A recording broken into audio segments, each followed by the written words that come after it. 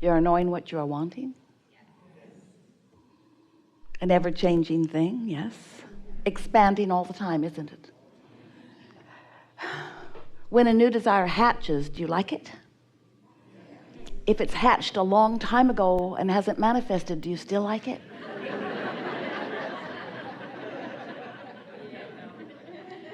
Well, that's what we want to talk about here, because life is going to continually produce new desire within you. The evolution of all species is about exactly that. It just happens all day, every day. So you're launching these vibrational decisions or desires. Most people don't realize that they are vibrational broadcasters, but you are. So life causes you to desire, and that desire causes an immediate expansion in the vibrational aspect of you. And if you don't find some way to keep your beliefs up to speed with your desires, then you get a sort of tug of war going on that feels unpleasant. That tug of war is what you call negative emotion. It's what frustration is. It's what overwhelmment is. It's what fear is. Any negative emotion is desire that is being challenged by your belief. And your belief, these are just thoughts that you continue to think. They're not even valid in most cases. You say, well, see, there it's true. I thought that was going to happen, and then it did.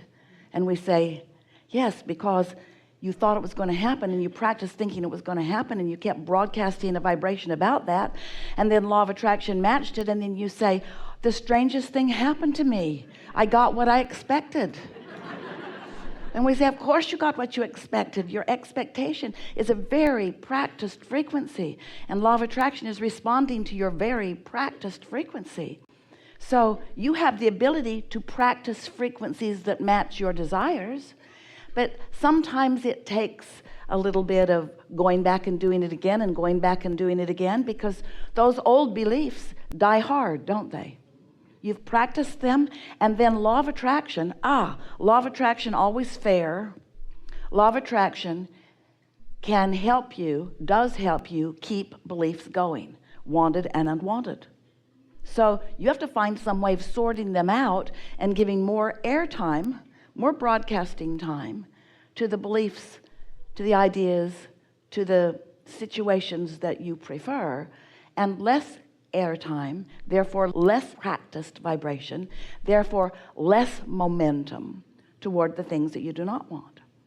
When you practice a vibration, and it's a good feeling vibration, that good feeling vibration will gather momentum.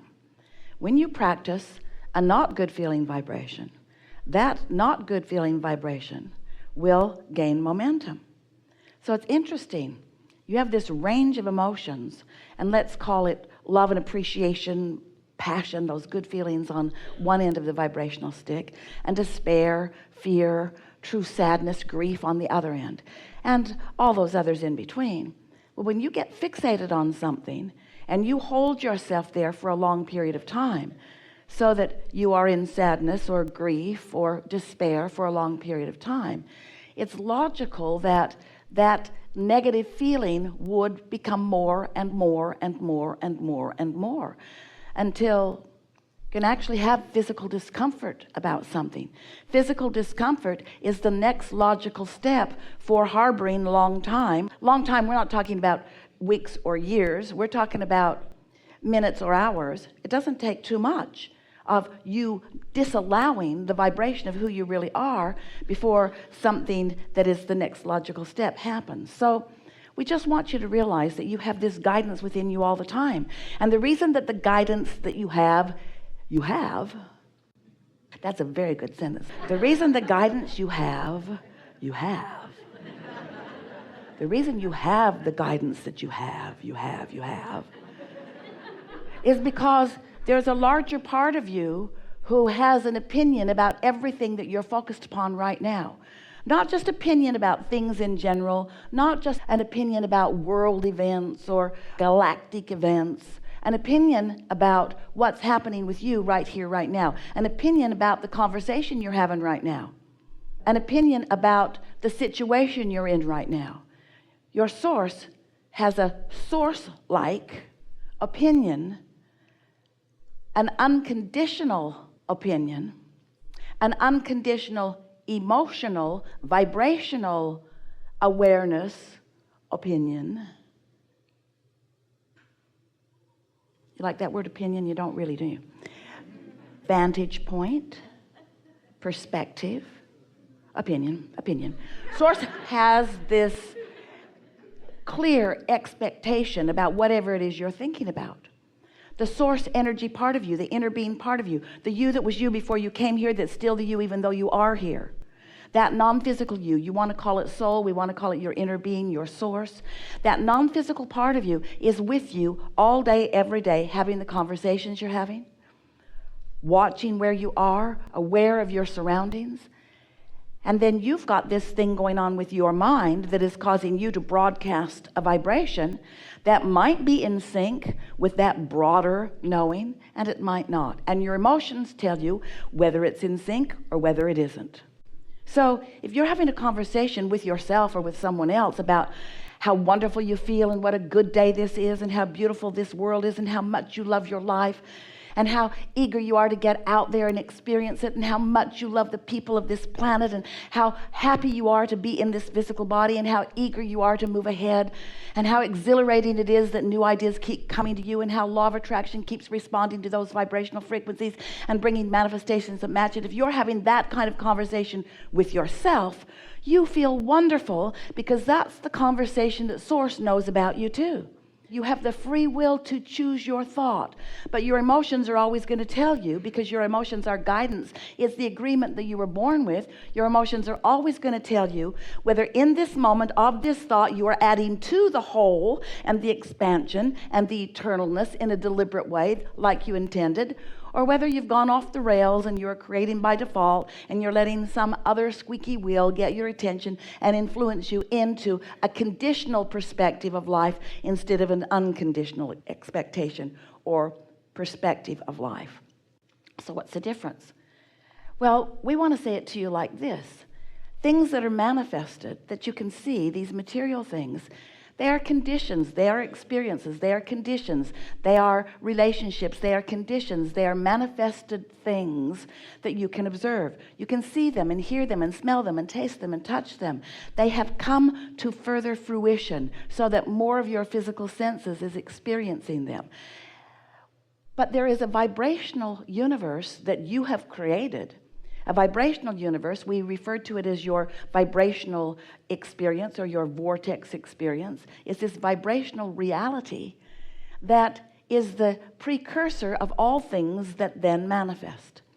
So this vibrational relationship, this vibrational experience, this vibrational vortexual experience is not just who you were before you came into this physical body. It's all of the requests and preferences that you've put there ever since.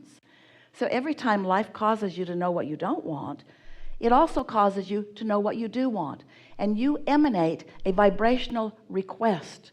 And that larger part of you, that source energy part of you, becomes that expanded version of you. That expanded version that if you don't keep up with, you feel the gap.